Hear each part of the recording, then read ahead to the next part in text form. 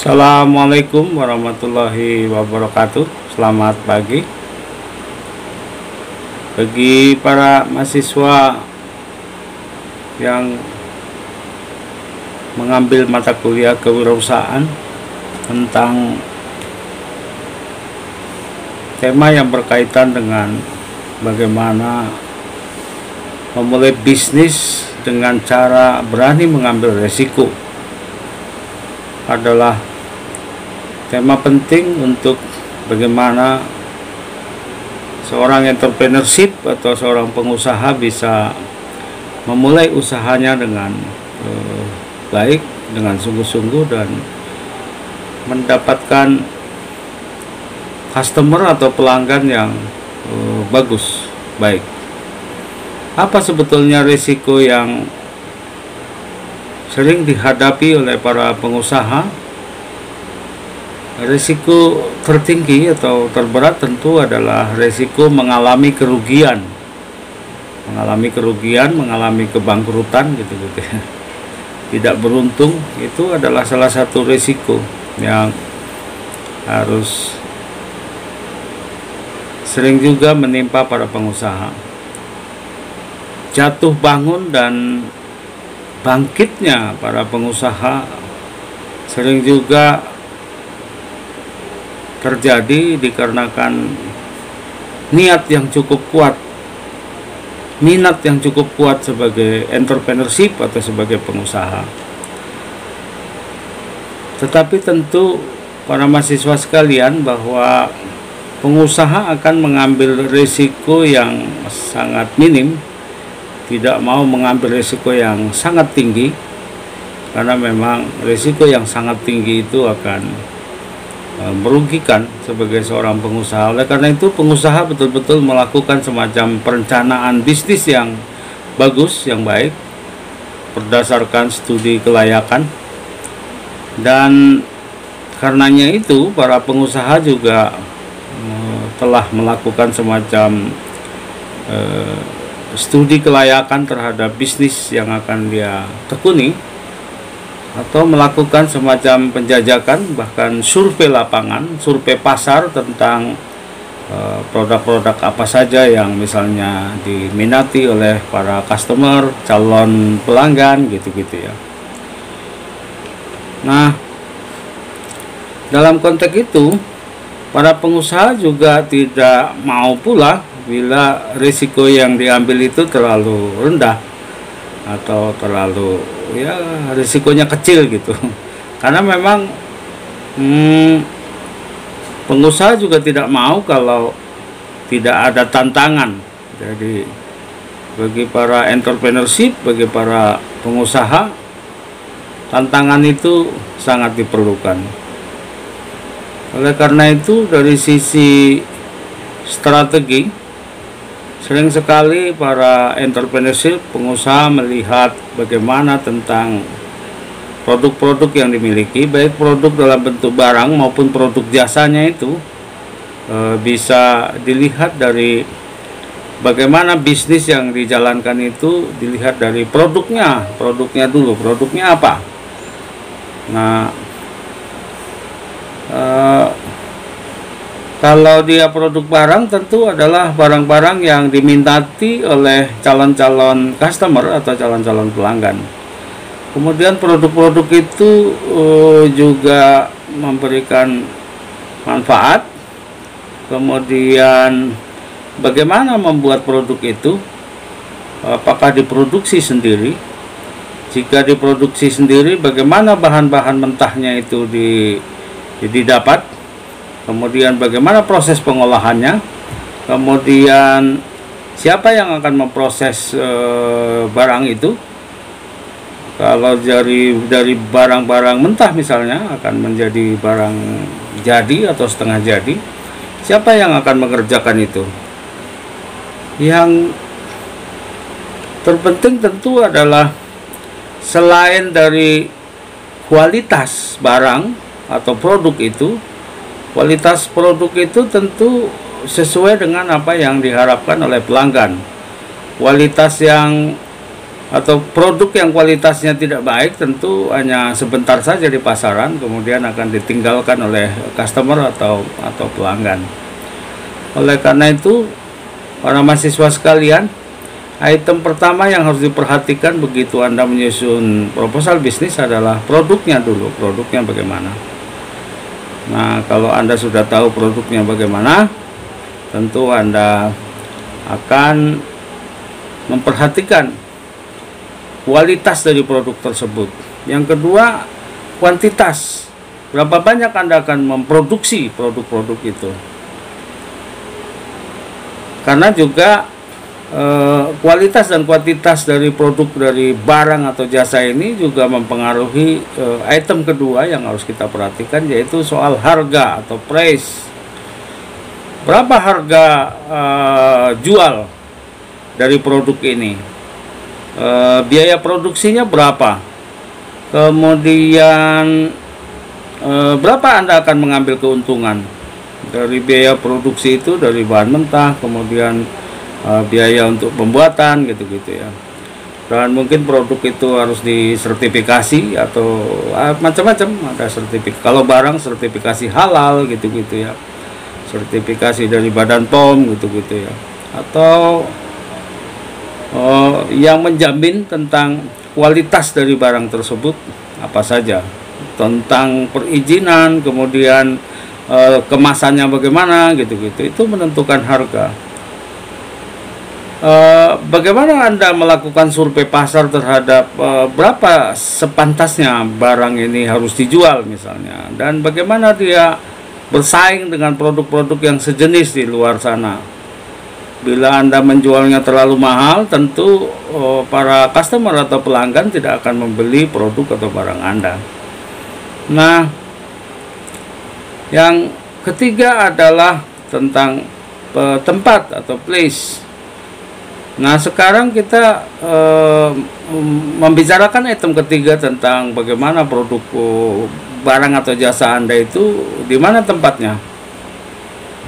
Apakah Anda jual di toko, jual di mall, atau melalui reseller gitu ya. Dan saat ini gudang, tempat, toko gitu-gitu tidak terlalu sangat berpengaruh sekali ya.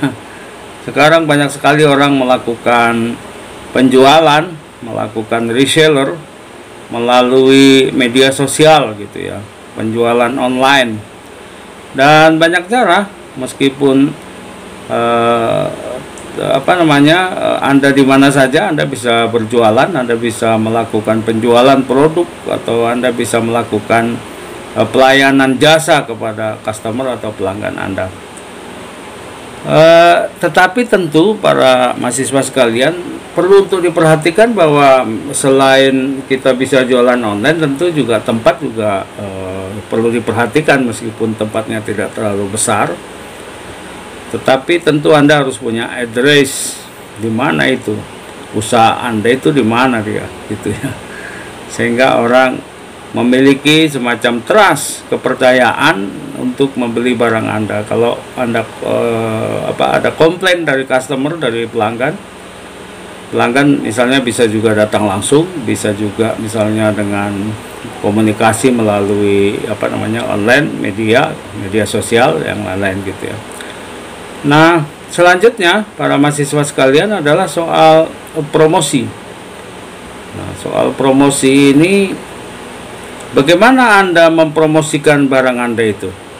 Apakah Anda melakukan promosi itu dengan cara dari mulut ke mulut, melalui customer atau pelanggan Anda yang puas atas kualitas dari barang Anda, kualitas pelayanan Anda, sehingga dia dari mulut ke mulut menyampaikan sebagai pemasar tidak langsung atas produk yang Anda miliki atau atas jasa yang Anda miliki. Selain itu juga sekarang ini Anda juga bisa berpromosi di media, baik media konvensional maupun media sosial. Anda bisa berpromosi melalui misalnya Facebook, melalui Twitter, melalui IG, kemudian melalui YouTube, atau ya banyak sekali melalui Instagram gitu ya. Nah, Di setiap kemasan-kemasan biasanya di barang Anda juga Anda sekaligus mempromosikan itu sebagai promosi dari produk yang Anda jual. Misalnya kualitas dari barang itu, kualifikasinya apa gitu ya. Kira-kira itu dia salah satu yang harus kita buat.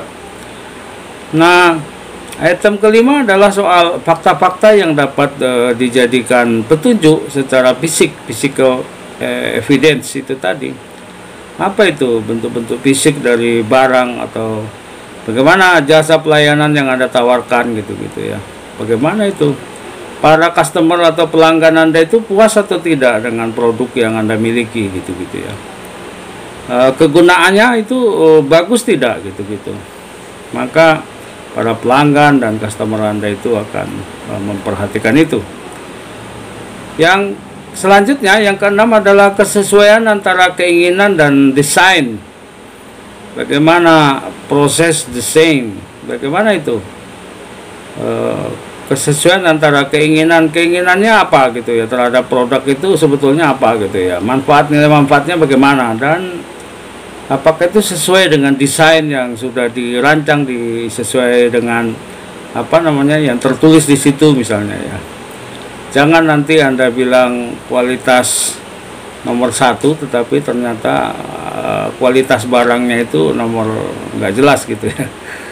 Nah, para mahasiswa sekalian, yang terakhir adalah bagaimana melihat dari sisi partisipasi ya. Partisipasi itu bahwa bisa Anda melibatkan banyak stakeholder yang terlibat dalam pemasaran produk-produk atau produk barang atau jasa Anda. Misalnya para customer atau pelanggan Anda juga menjadi partisipan untuk sekaligus bisa menjadi pemasar dan yang lain-lain ya. Dan keterlibatan itu juga melibatkan banyak pihak, dari pemasok misalnya, selain pelanggan juga pemasok dan yang lain-lain ya. Nah, perencanaan semacam itu akan bisa melihat tetapi akan bisa meminimalisasi risiko dari Anda untuk menjalankan bisnis atau usaha Anda. Selain dari perhatian kita kepada yang tadi itu, pelayanan atau perhatian kepada pelanggan, kepada customer itu menjadi sesuatu yang sangat penting. Bagaimana pegawai-pegawai atau karyawan-karyawan Anda dalam melayani penjualan, misalnya melakukan pemasaran produk-produk Anda misalnya dengan senyum.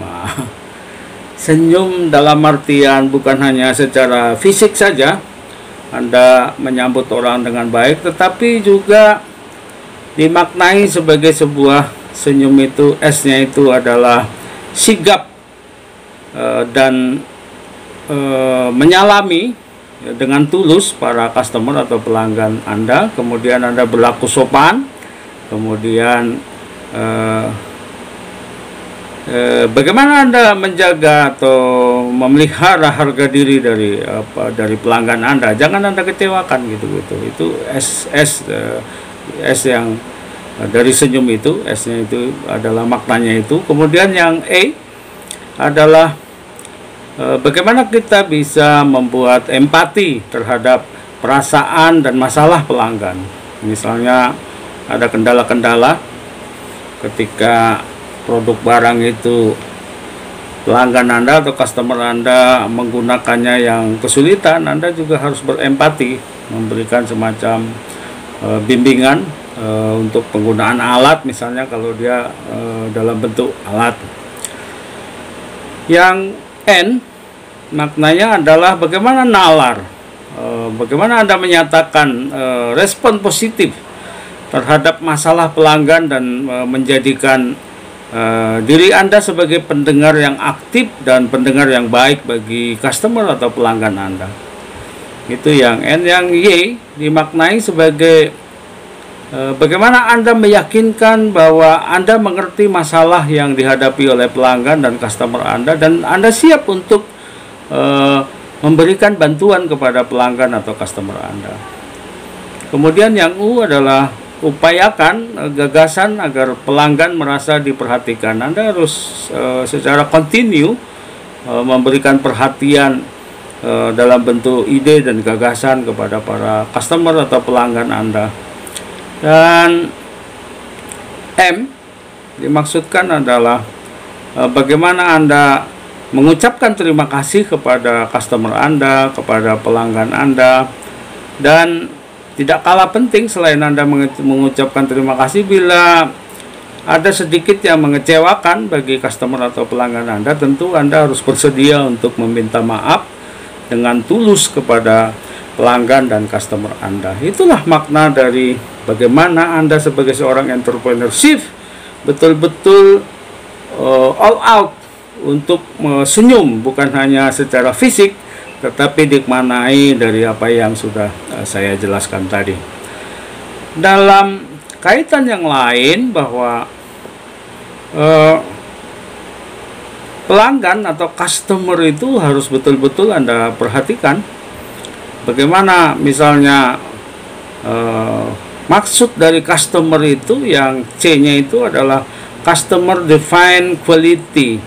Bagaimana kualitas didefinisikan oleh Anda, atau apa orientasi para pelanggan Anda. Jadi Anda harus bisa mendefinisikan apa yang diinginkan lah, kira-kira begitu ya. Apa orientasi dari para customer atau pelanggan Anda. Yang U adalah user partnership. Kira-kira begitu. Bagaimana kemitraan pemasok pelanggan itu. Jadi Anda juga harus perhatikan itu. Bagaimana Anda memperhatikan dengan sungguh-sungguh user partnership itu ya.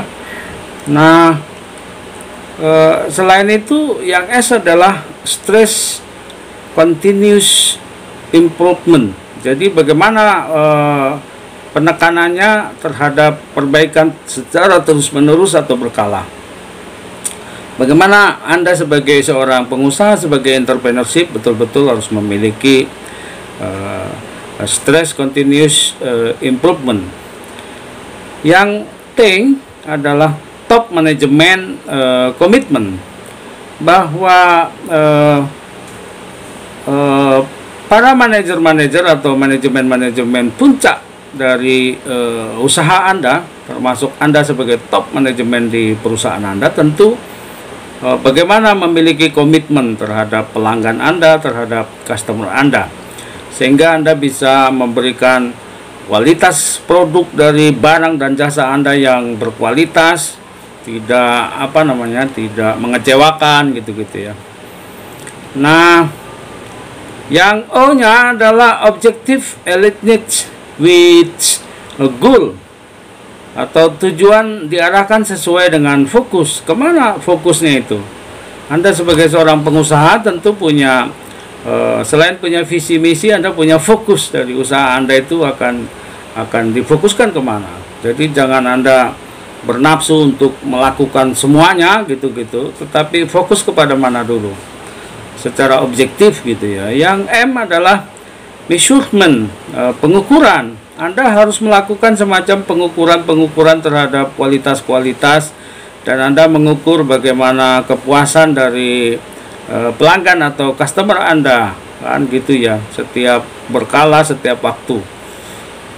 Yang E, apa yang disebut dengan employee involvement, keterlibatan karyawan. Jadi sebagai seorang entrepreneurship, sebagai seorang pengusaha, Anda juga betul-betul harus bisa melibatkan secara all out, secara penuh karyawan-karyawan Anda, pegawai-pegawai Anda, untuk memajukan usaha-usaha yang Anda miliki.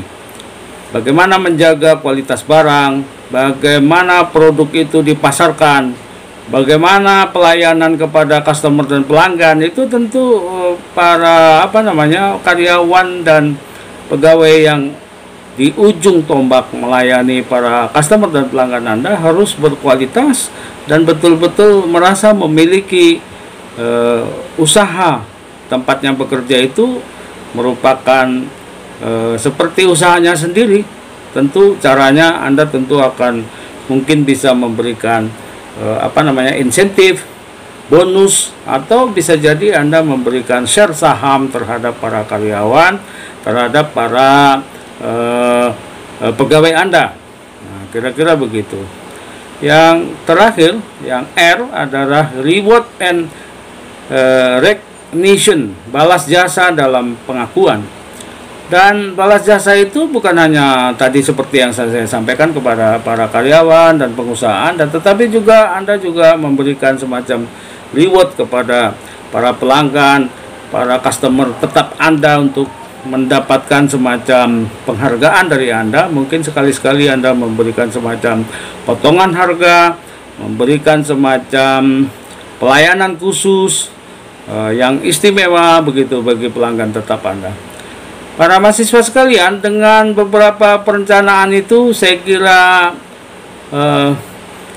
kita sudah menjalankan sebuah perencanaan untuk menjauhkan dari resiko yang sangat tinggi untuk perusahaan Anda itu mengalami kebangkrutan, mengalami kerugian. Nah, selain itu, bagaimana Anda memiliki pelayanan yang baik, tentu diukur dari bagaimana ketepatan waktu pelayanan Anda. Anda harus pastikan itu sehingga pelanggan Anda atau customer Anda akan bisa mendapatkan kepastian. Kemudian yang kedua, bagaimana akurasi dari pelayanan itu yang berkaitan dengan reliabilitas pelayanan dan bebas dari kesalahan. Jangan sampai ada kesalahan-kesalahan yang sangat sering, sangat rutin yang akan mengecewakan pelanggan atau customer Anda. Yang ketiga, soal kesopanan dan keramahan dalam memberikan pelayanan itu penting seperti yang sudah saya uraikan di atas tadi. Kemudian tanggung jawab berkaitan dengan penerimaan pesanan dan penanganan keluhan langsung kepada pelanggan eksternal gitu ya. Jangan dibiarkan gitu loh. Ada semacam pusat pengaduan kalau pelanggan Anda, customer Anda mengalami kekecewaan misalnya, atau pesanan-pesanan yang disampaikan kepada para customer atau kepada pelanggan Anda itu ternyata ada kendala atau ada kesalahan. Kemudian tentang kelengkapan menyangkut lingkup pelayanan dan ketersediaan sarana pendukung serta pelayanan komplementer lainnya. Apa yang menjadi keistimewaan selain pelayanan-pelayanan khusus juga dipentingkan untuk pelayanan-pelayanan yang lain yang menjadi pelengkap atau menjadi komplementer. Yang keenam adalah bagaimana customer atau pelanggan Anda itu mendapatkan kemudahan dalam pelayanan gitu. Itu yang keenam. Yang ketujuh, bagaimana variasi model pelayanannya. Tentu ada kreativitas dan inovasi baru yang Anda tawarkan kepada para customer dan pelanggan Anda sehingga tidak jenuh dan tidak membosankan. Yang kedelapan adalah pelayanan pribadi berkaitan dengan fleksibilitas penanganan permintaan khusus gitu misalnya. Anda juga harus memenuhi itu.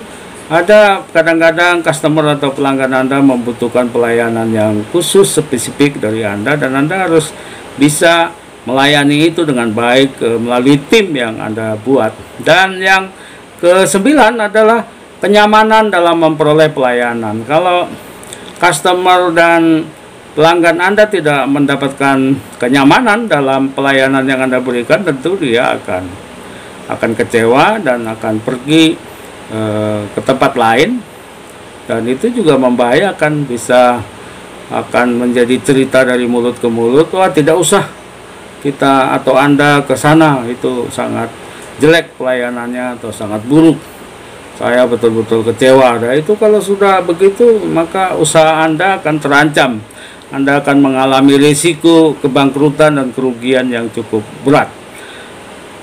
Yang ke-10 adalah yang perlu diperhatikan bagaimana atribut pendukung pelayanan lainnya. Misalnya apa? Dari sisi lingkungan, kemudian dari sisi kebersihan ruang, gitu-gitu ya. Kalau Anda masih menyiapkan ruang tunggu untuk customer atau pelayan Anda yang terbatas, meskipun di era sekarang ini COVID-19, apalagi pemerintah sudah memberlakukan apa yang disebut dengan PPKM atau pemberlakuan pembatasan kegiatan masyarakat, dan kita para entrepreneurship dan Anda yang sudah mau memulai usaha startup, baik misalnya di bidang barang kuliner, misalnya di bidang jasa, activity Anda dibatasi dengan batas-batas waktu yang paling lama misalnya sampai pukul 20.00 malam, dan Anda tentu harus bisa berstrategi untuk merubah pola-pola penjualan, pola-pola marketing, pemasaran produk-produk barang dan jasa Anda, sehingga Anda bisa tetap melayani customer dan pelanggan Anda dengan baik tanpa mengecewakan para pelanggan Anda. Sekali lagi bahwa putusan Anda untuk menjadi seorang entrepreneurship adalah keputusan yang sifatnya penuh dengan risiko, tetapi tentu pilihannya, pilihlah risiko yang tidak terlalu tinggi sehingga Anda mengalami kebangkrutan atau kerugian yang begitu besar. Susun perencanaan bisnis Anda. Kalau di minggu-minggu yang lalu Anda sudah diajarkan tentang bagaimana menyusun proposal bisnis berdasarkan bisnis model Kanvas. Nanti di sesi selanjutnya kita akan diskusikan bagaimana Anda menyusun proposal bisnis berdasarkan dengan apa yang disebut Anda sebagai mahasiswa sering dilibatkan dalam PMK, misalnya bagaimana membuat proposal berdasarkan yang sudah ditetapkan oleh Kementerian Pendidikan dan Kebudayaan, PMK khusus untuk pusat kreativitas mahasiswa, khusus untuk bidang kewirausahaan atau entrepreneurship. Para mahasiswa sekalian, nanti kita akan lanjutkan membahas khusus tentang itu, bagaimana secara spesifik, secara detail menyusun proposal bisnis yang kita susun berdasarkan pedoman yang sudah disusun dan ditetapkan oleh Kementerian Pendidikan dan Kebudayaan. Dan jangan lupa kepada para mahasiswa sekalian dan para pemirsa, para penonton YouTuber, para netizen dimanapun Anda berada, untuk selalu mengikuti channel CEI Network dengan memberikan like, komentar, dan memberikan subscribe, dan jangan lupa bunyikan lonceng notifikasinya sehingga Anda tetap bisa mengikuti video-video tayangan yang ditayangkan oleh CEI Network. Semoga Anda semua berada dalam keadaan sehat walafiat, bisa beraktivitas meskipun dibatasi aktivitas mobilitas Anda untuk keluar rumah, tetapi insya Allah mudah-mudahan Anda tetap bisa beraktivitas dari rumah, bisa tetap mendapatkan penghasilan yang cukup untuk memenuhi kebutuhan hidup Anda sehari-hari. Dan bagi para kepala rumah tangga, bapak ibu yang tetap berusaha dan berikhtiar, kita berdoa semoga pandemi COVID-19 ini bisa dapat kita tangani di bumi Indonesia ini. Terima kasih, salam entrepreneurship, dan jangan pernah putus asa untuk berikhtiar dan berusaha. Semoga Allah Subhanahu wa Ta'ala memberikan jalan kemudahan dan memberikan keberhasilan serta kesuksesan kepada kita semua. Terima kasih, selamat pagi, billahi taufiq wal hidayah. Assalamualaikum warahmatullahi wabarakatuh.